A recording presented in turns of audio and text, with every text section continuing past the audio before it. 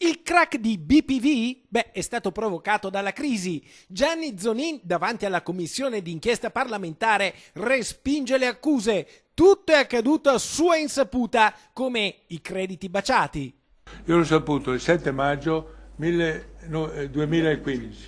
Ero a Milano a colloquio col capo degli ispettori della BCE, che ho chiamato il direttore e ho detto: ma cos'è questa faccenda delle baciate? Comunque io sono venuto a conoscenza il 7 maggio. Lo sapeva al mondo tutti tranne che il presidente della Banca Popolare di Vicenza. Dobbiamo prendere atto che non ha l'obbligo di dire la verità come un testimone, ma è semplicemente un'audizione. Quante ore? 3 ore di audizione e anche i non ricordo, anche non so, parlano.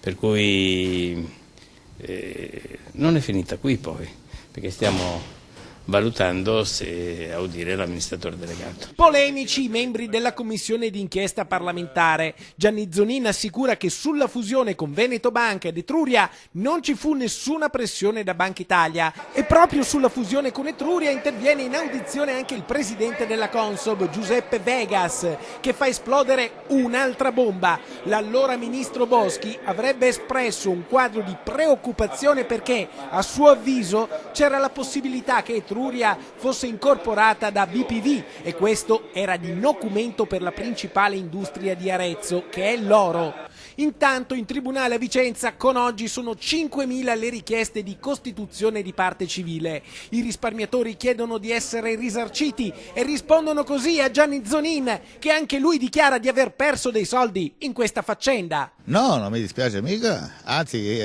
ho caro di perdere soldi perché non gli mancano i soldi. Non ci resta altro che piangere per lui. Natale. Anche i ricchi piangono. No, godono loro. Noi vogliamo solo indietro i nostri soldi, punto e basta.